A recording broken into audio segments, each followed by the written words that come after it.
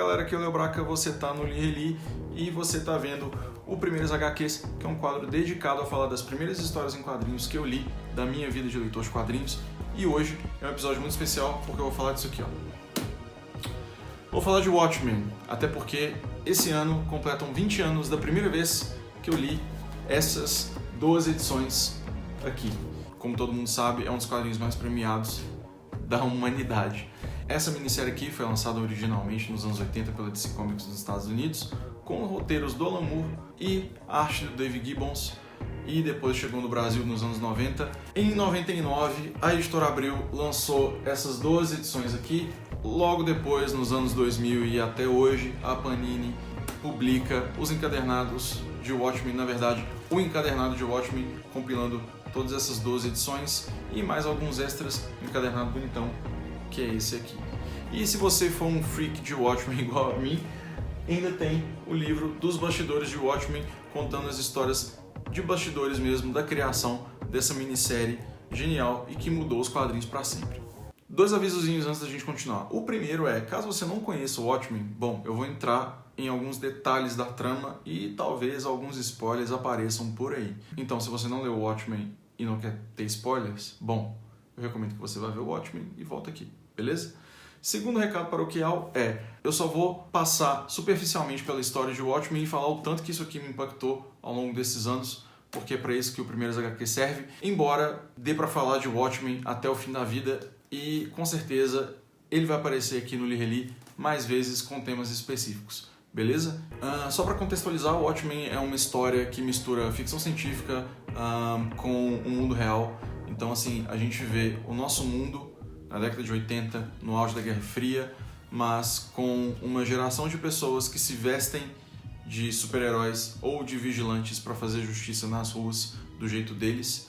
E essa segunda geração de vigilantes que está aí nos anos 80, ela foi proibida de agir devido a uma lei do governo dos Estados Unidos, tanto que só um continua na ativa extraoficialmente, que é o Rorschach, e a história tem início quando o Rorschach descobre que um outro vigilante da mesma geração, do mesmo grupo que ele, foi assassinado e ninguém sabe o porquê e ninguém sabe por quem. E aí a gente acompanha o Rorschach na investigação dele e durante essa investigação a gente percebe que isso envolve os outros vigilantes que aos poucos vão voltando à ativa e a gente vai conferindo o passado deles também. Além disso tudo, é uma trama cheia de conspiração, onde essa investigação pode levar a perigos que ameaçam o mundo inteiro.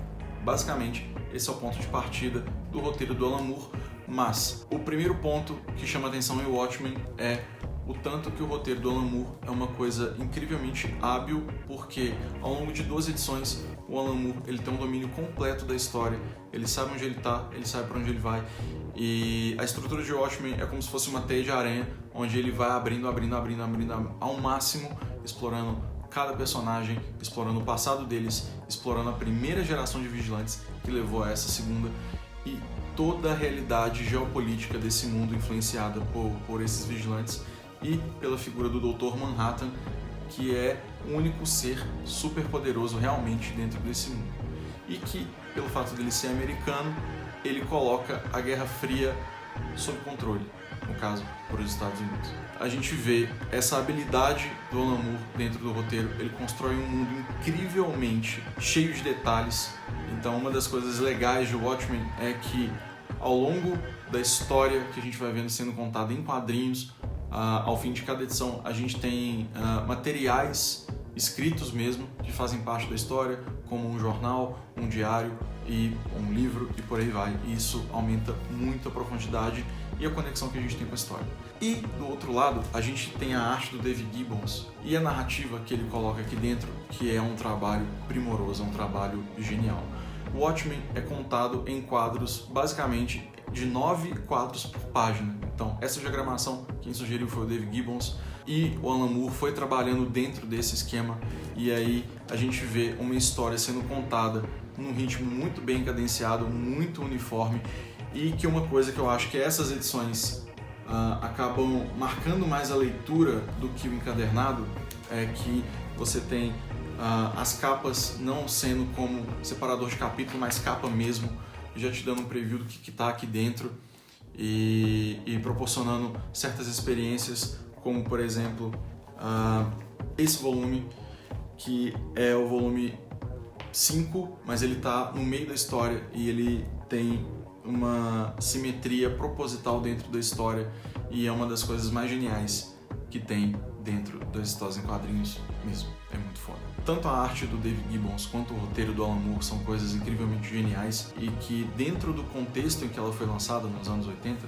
a gente via dois fenômenos. O primeiro deles era a invasão britânica, que foi um fenômeno que ocorreu quando grandes roteiristas da Grã-Bretanha, como Alan Moore, o Grant Morrison e o Neil Gaiman, só para exemplificar, estavam invadindo de um jeito mais do que positivo o mercado de histórias em quadrinhos norte-americanos. Então, nos anos 80, a gente vê essa invasão britânica e a obra máxima do Alan Moore foi o Watchmen.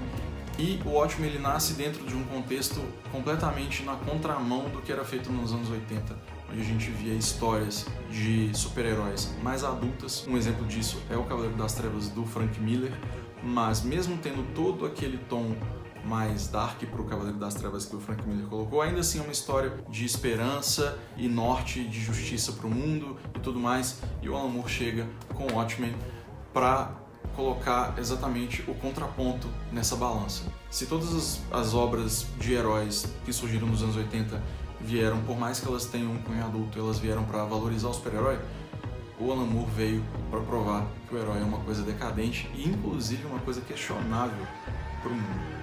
E essa é uma das marcas registradas de Watchmen dentro do mundo dos quadrinhos. Então, assim, a gente vê uma história onde a gente começa com heróis decadentes, eles ensaiam uma volta, mas que ao longo desse arco a gente continua questionando a posição deles dentro do mundo e isso é uma coisa genial e é uma coisa que é um sabor agridoce que o Watchmen deixa nos leitores. Então, assim, você não vai ver nenhuma valorização de super-herói aqui dentro, pelo contrário. E isso é uma das coisas mais legais de Watchmen.